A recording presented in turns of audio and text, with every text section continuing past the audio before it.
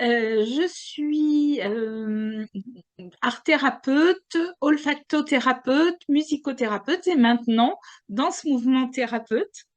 Alors ça, c'est tout récent, c'est pour ça que je dis maintenant. Mais c'est une corde que je voulais rajouter à mon arc et donc du coup, c'est fait.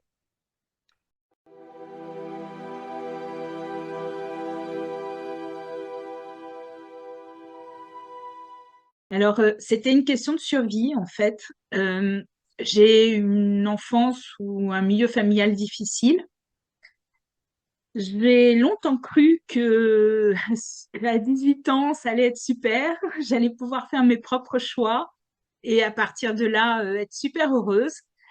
Sauf que j'avais pas pris en considération qu'il y avait un gros problème, c'était mes croyances limitantes sur moi, la façon dont je me projetais dans la société et du coup, la façon dont les autres me percevaient et éventuellement exploitaient les situations de mésestime et autres.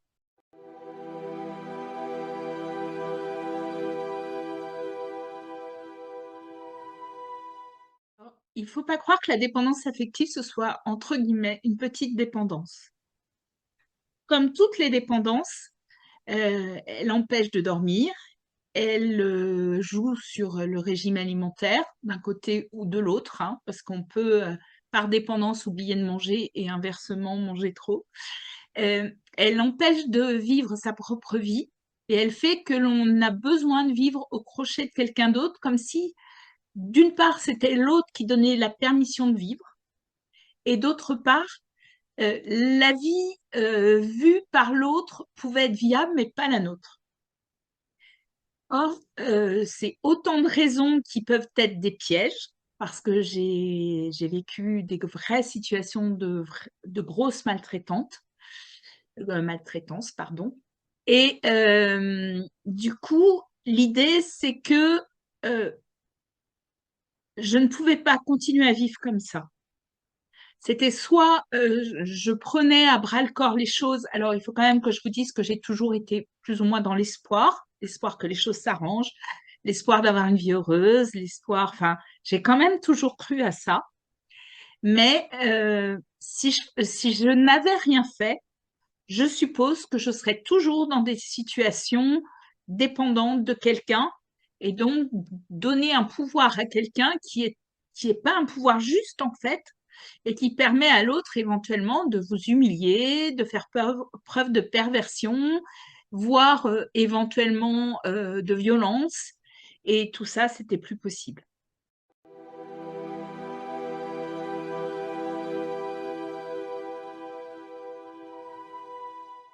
Alors, ce serait utopique de vous dire que le chemin est fini. Malheureusement, c'est pas le cas. J'aimerais bien, mais j'ai dû du coup travailler sur moi pour balayer, si je peux dire ça, mes croyances limitantes notamment, me reconnecter à mes valeurs et puis tout simplement me redéfinir. Parce qu'en tant que dépendante affective, euh, on ne sait pas qui on est. On sait ce que les autres veulent. On peut être très très doué pour jouer la proactivité, mais de là à savoir ce dont on a besoin, qui on est, enfin voilà, ce qui nous fait avancer, on a tout oublié. Et voilà, il fallait se reconnecter à tout ça pour que aujourd'hui, ça puisse bénéficier aux gens que j'accompagne. D'une part parce que je suis plus disponible à la personne. D'autre part parce que j'ai fait un long chemin dont peuvent bénéficier les personnes. Et puis, tout simplement, je crois que je suis une meilleure thérapeute parce que je suis plus dans la relation d'aide, l'écoute, la mise à disposition de soi, l'accompagnement, etc.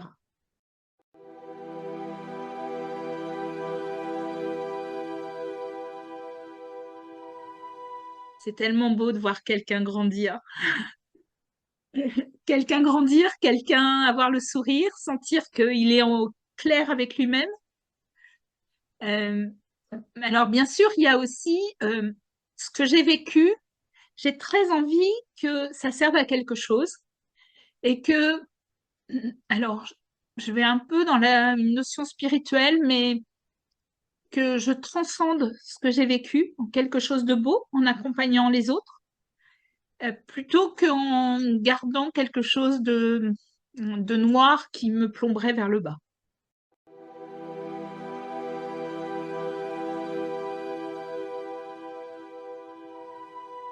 Elle est essentielle. Sans combativité, en fait, on n'avance pas.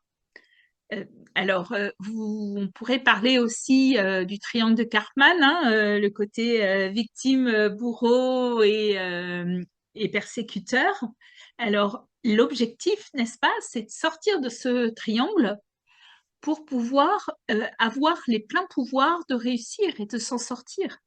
Je ne vais pas vous dire que c'est toujours facile, ce serait vous mentir de travailler sur soi, mais très clairement, je pense que ça vaut le coup et que c'est ce qu'il faut faire pour être heureux et que même s'il nous reste, je ne sais pas, ce serait un an de vie, si elle peut être heureuse, il faut y aller.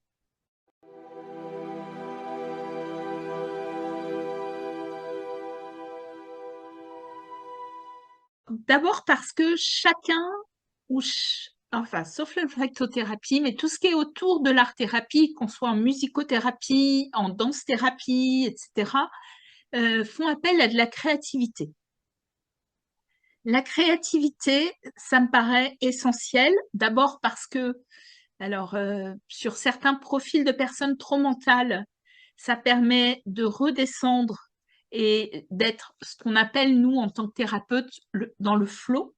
Le flow étant le moment où le mental est squeezé et on est dans la création.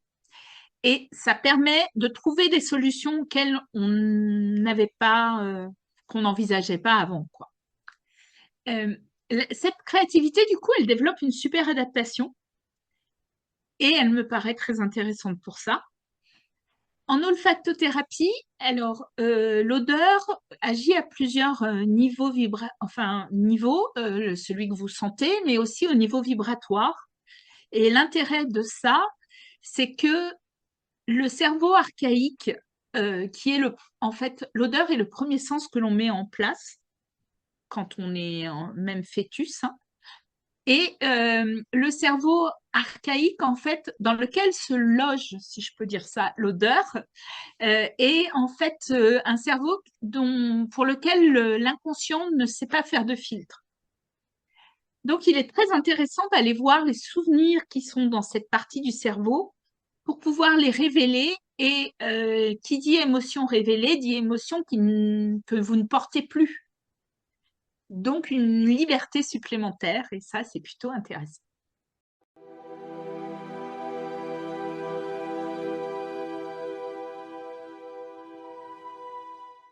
La première fois que je vais vous voir, je vais faire ce qu'on appelle une anamnèse.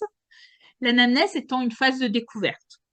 Je vais vous poser un maximum de questions ouvertes et pour savoir où vous en êtes, pourquoi vous êtes là, ce que vous venez chercher, etc. Suite à ça, je vais commencer à imaginer un protocole qui vous permet de pouvoir progresser dans les séances et d'atteindre le but recherché ou les buts recherchés, sachant que ce protocole, il n'est pas figé. Il est fort possible que parce qu'il y a des priorités à un moment, parce que je sens que finalement, c'est un peu compliqué quelque part, notamment pour aller dans l'émotion, j'adapte ce protocole, sachant que mon objectif, bien sûr, c'est que vous, à un moment, vous sachiez me dire, OK, j'ai plus besoin de vous, je suis complètement indépendant, j'ai toutes les cartes pour réussir ma vie et ça va aller.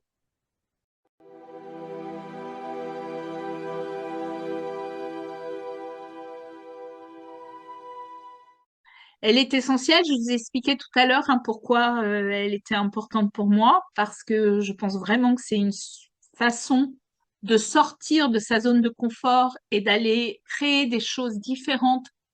Je crois que c'est Einstein qui disait ne vous attendez pas à avoir des résultats différents si vous adoptez toujours la même stratégie. Et je suis tout à fait d'accord avec ça.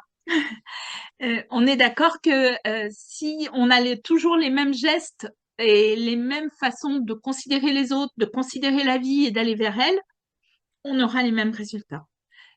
La créativité, elle permet de sortir de ça. Elle permet de voir le champ des possibles. Donc, pour moi, elle est vraiment essentielle.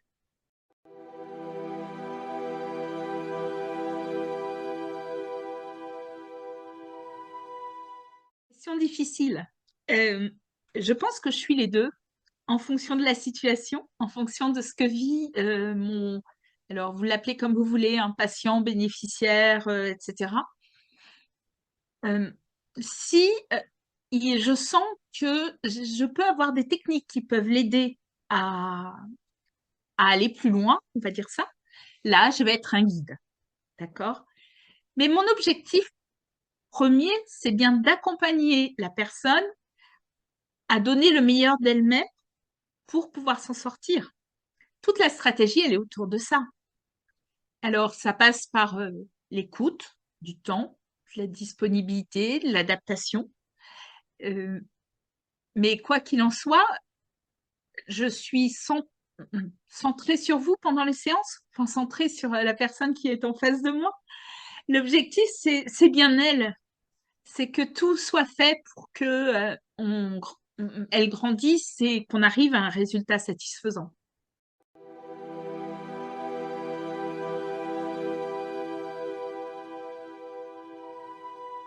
La victimisation me pose un gros problème parce que quelqu'un qui est victime n'a plus de pouvoir. Pour pouvoir s'en sortir, et vous avez bien entendu que dans la phrase, il y a pouvoir, il faut que vous ayez la possibilité de prendre des initiatives et la possibilité de reconnaître que ces initiatives peuvent être justes. La victime n'a plus cette possibilité. Elle, alors, il peut y avoir comment dire, un avantage secondaire qui est une croyance, à mon avis, fausse, qui peut être j'obtiens de l'amour en étant victime. Si c'était le cas, ce serait un amour manipulateur. Parce que en face, vous auriez des personnes qui profitent de la situation pour aller dans votre sens. C'est pas juste. C'est juste pour personne. Et y compris pas pour la personne qui est en face de moi que j'essaye d'aider à aller bien.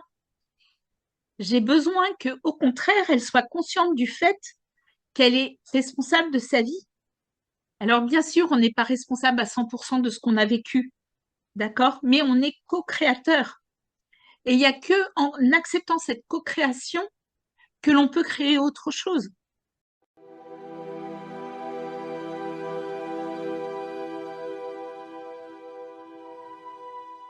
Alors, ils sont très, très, très divers.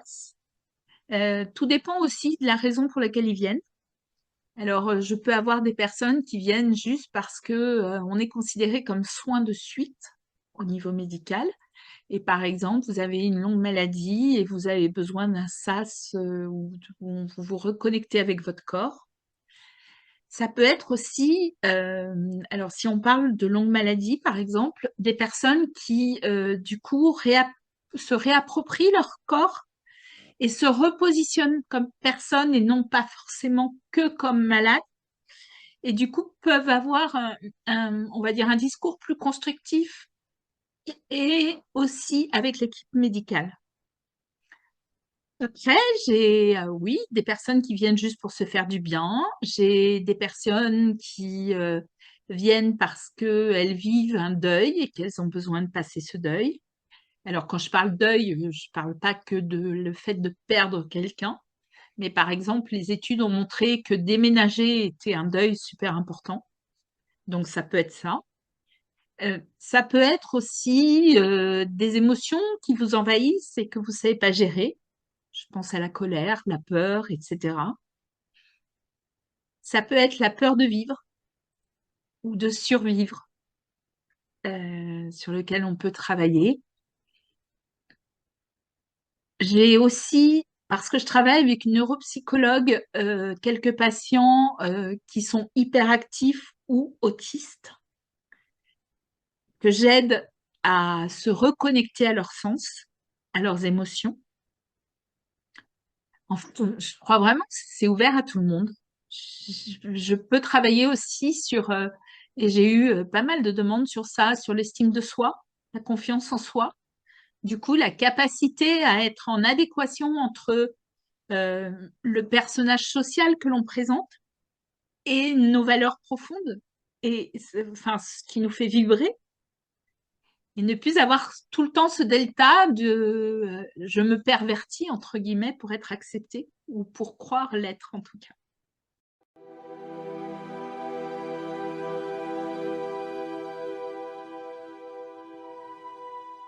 A contrario, je pense qu'il n'y a pas de situation dans laquelle je ne peux pas aider avec les outils que j'ai. Après, il y a une question de personnalité aussi, hein. J'ai eu des patients pour qui la perte de contrôle était invivable, impossible. Et là, du coup, c'est vrai que je suis limitée.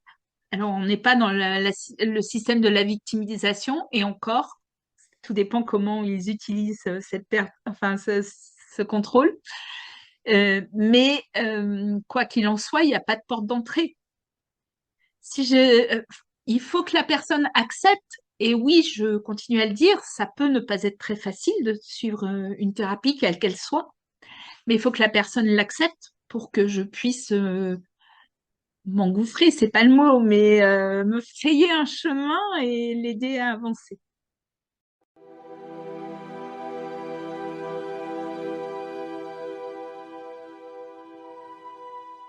Je vais répondre un peu différemment. En fait, moi, un client, je suis heureuse quand il me dit, Madame, aujourd'hui, j'ai les outils pour faire sans vous, pour être dans une vie heureuse parce que j'ai balayé plein de croyances sur moi et peut-être que j'ai mis de la distance avec des situations, voire des personnes qui m'étaient néfastes. Et j'ai les moyens de me recréer quelque chose de plus heureux sans vous.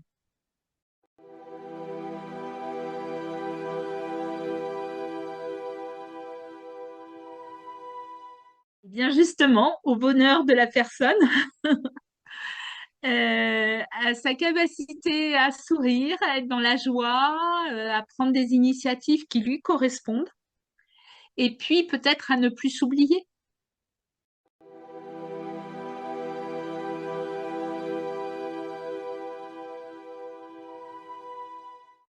Vous faites thérapie, je vous ai dit, l'objectif c'est de vous mettre en état alpha, donc un état de relaxation maximum. Alors, vous êtes toujours là, hein, en état alpha, ce qui veut dire que vous êtes capable de me dire, de lever la main pour me dire ça va pas, ou etc. Vous êtes tout à fait conscient de ce qui se passe, mais vous allez accepter de cheminer avec l'odeur et d'aller donc voir le souvenir ou les souvenirs qui vous handicapent aujourd'hui. En art-thérapie, vous allez créer, grâce à différents médiums qui peuvent être le modelage, le collage, la peinture. Je travaille aussi avec une méthode qui s'appelle l'humide en humide du docteur Aouchka. Euh, et quoi qu'il en soit, c'est vous qui allez, ça peut être les mots aussi, hein, l'écriture, mais créer quelque chose qui va vous permettre d'avoir des informations sur comment vous fonctionnez et à quel point ce n'est pas juste pendant que vous créez. C'est aussi le cas avec la musique. Je l'ai mis à part parce que danse-thérapie et musique sont deux vecteurs sur lesquels je commence, enfin notamment en musicaux, mais aussi bien sûr en danse-thérapie, je travaille avec le corps. L'objectif, c'est de mettre le corps en mouvement. Le corps a une extraordinaire sagesse qu'on n'écoute pas ou pas assez. Et quand vous lui le mettez en situation de reliance avec les émotions, il sait vous dire ce dont il a besoin. Et ça, c'est une clé personnalisée, du coup, parce que c'est votre corps qui vous le dit, mais qui est très intéressante pour avancer.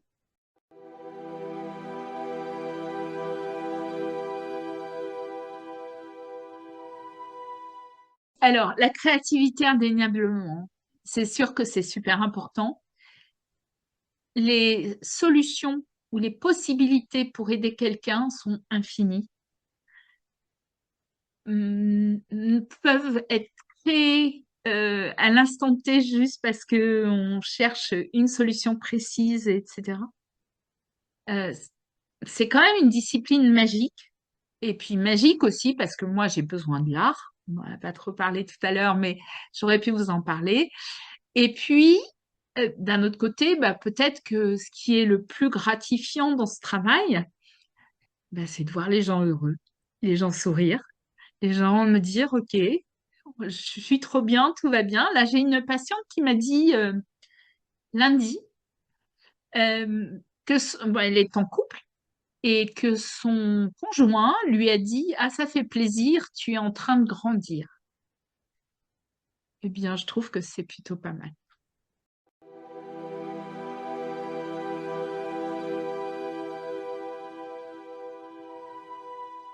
Alors, il y en a deux essentiels. Le premier, celui dont je vous parlais, la notion de contrôle. Les gens qui veulent pas perdre le contrôle. Alors, avec la danse mouvement thérapie, on peut jouer par exemple sur la respiration. Couper sa respiration, enfin, il y a des gens qui ne savent pas respirer, qui ne respirent pas parce que respirer, c'est aller voir l'émotion, c'est ressentir l'émotion. Donc, on peut euh, travailler un petit peu sur ce niveau par la respiration. Ceci dit, il y a des gens qui, malgré tout, ne veulent pas respirer, ne veulent pas se prêter au jeu. Et ceux-là, j'ai pas de solution. Ceux qui ne veulent pas, enfin, qui se sont forgés une carapace, pour moi, sont très malheureux, mais à la fois, voilà, j'ai pas les outils pour les aider au-delà de ce qu'ils veulent. Après, l'autre peut-être difficulté, si je peux dire ça, mais c'est une difficulté complètement acceptée, c'est que je peux être déroutée par ce qu'il y a à gérer au moment de la séance, dans le sens où j'ai prévu ce que je vous disais tout à l'heure, un protocole. Ce protocole devrait se passer d'une façon où j'ai prévu des exercices, etc. Et j'ai par exemple quelqu'un qui arrive et qui est super en colère. Bien là, il va falloir gérer la colère et pas ce que j'avais prévu. Donc adapter, reprévoir des exercices pour gérer la colère qui peuvent être une forme de musique, une forme de danse, enfin une couleur, par exemple le rouge et la couleur de la colère.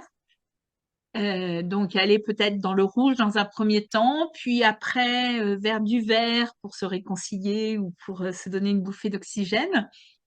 Quoi qu'il en soit, il va falloir que j'adapte. Et c'est vrai qu'il y a, allez, 5 secondes où je me demande ce que je vais faire d'incertitude.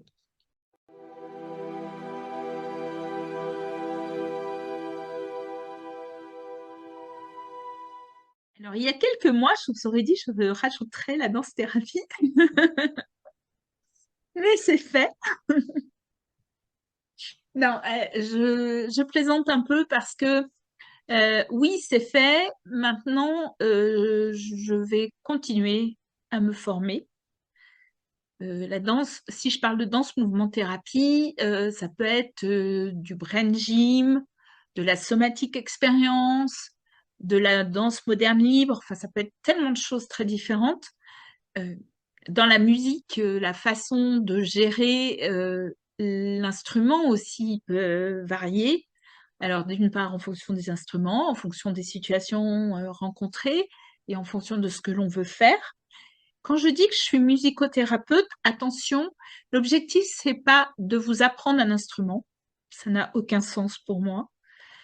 L'objectif, c'est de voir comment l'instrument peut vous aider à gérer les émotions ou à les révéler. Donc, par exemple, avec le rythme, je vais travailler le cadre, notamment chez les enfants. Je vais travailler l'improvisation pour la confiance en soi. Enfin, voilà. L'idée, c'est vraiment utiliser l'instrument pour permettre d'avancer. Et je pense qu'il y a pratiquement autant de thérapeutes que de façons de faire. Donc, je peux effectivement décider de continuer à me former de plein de façons, en fait. Sans compter que si on parle art plastique, c'est pareil. Il y a beaucoup de techniques, on en invente tous les jours, enfin voilà. Donc, je m'enrichis de tout ça.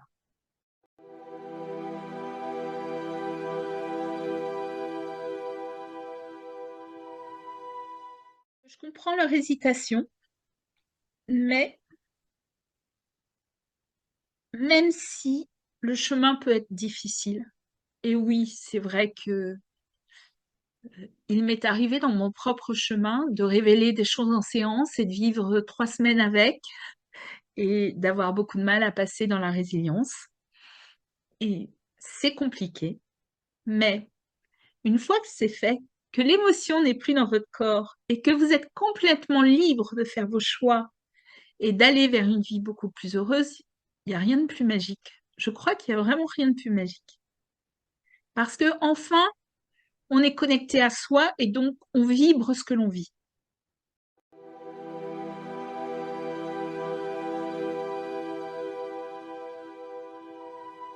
La science.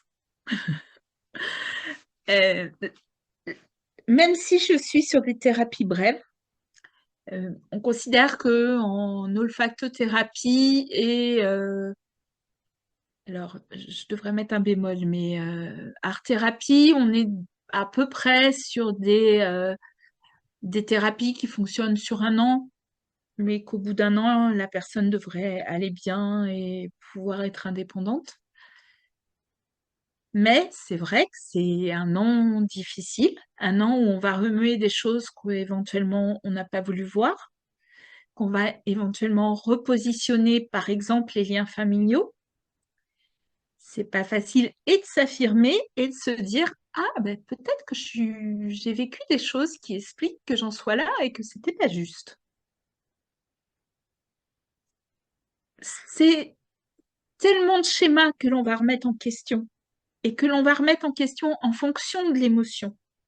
Je vous l'ai dit, moi, un des problèmes que j'avais, notamment par rapport à la dépendance affective, c'est qu'il m'arrivait quelque chose au travail au tout début de cette prise de conscience. J'avais besoin que la personne qui m'accompagne dans la vie débarque rapidement sur sur le lieu où j'étais pour pouvoir me consoler, pour me montrer que j'avais raison d'exister. Sinon, j'étais complètement démolie. Or, ça, je pense que c'est inacceptable. Enfin, la vie ne devrait pas nous offrir ce genre de choses. Mais c'est pas la vie qui va, à elle seule, décider qu'on s'en sorte. C'est à vous, personne bénéficiaire, patient, enfin personne qui souffrait, de décider que vous allez avoir les armes pour et qu'on va aller les chercher. Alors oui, c'est pas facile, mais il faut pas oublier la petite lumière au bout du tunnel qui va vous permettre, et ça, j'en suis persuadée, d'être heureux si vous voulez jouer le jeu.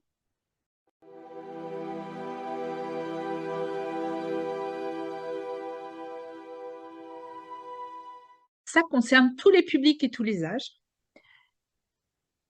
La difficulté dans l'enfant, c'est la façon dont les parents vont vivre la thérapie.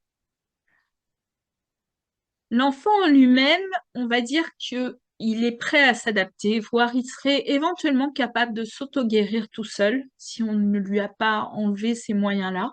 Au moins jusqu'à 7 ans, il est capable de trouver des stratégies pour. La difficulté, c'est que quelquefois, quand on essaye de faire avancer l'enfant, eh bien on touche aux croyances, aux façons de fonctionner des parents. Et du coup, ça remet en question les deux.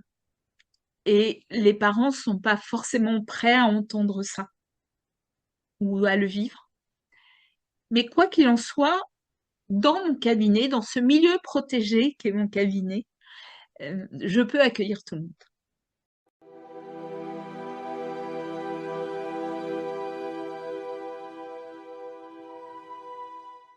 Eh bien, alors là, c'était un stage de plusieurs personnes on travaillait sur l'estime de soi. Et c'était un stage qui m'a portée parce que les personnes étaient très ouvertes à ce qui se passait, ont accepté et de jouer le jeu et de grandir à travers ce stage. Alors, c'était un stage que 3 jours, hein, en l'occurrence, que j'animais, mais j'ai une notamment des participantes qui est en couple là aussi et où son conjoint est venu me voir en me disant mais vous m'embêtez, vous avez tellement fait évoluer ma femme qu'elle sait dire non aujourd'hui, c'est un vrai problème. Mais sur le ton de la plaisanterie, hein, entendons-le bien. Euh, mais du coup, oui, ça fait partie des exemples qui me font sourire et euh, qui sont chouettes, quoi. Enfin, j'ai quelqu'un en face de moi qui prend sa place.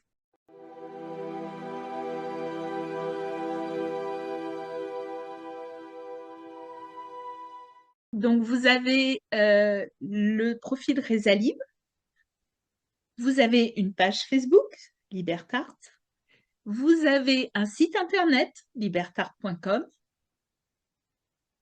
et puis, il y aurait bien mon téléphone, mais il faudrait que je le sache. 06 11 63 09 67. Voilà. Sachez que je suis pour répondre plus à votre disposition le soir, du coup, quand les consultations sont finies. Mais quoi qu'il en soit, laissez un message, n'hésitez pas et je vous rappelle.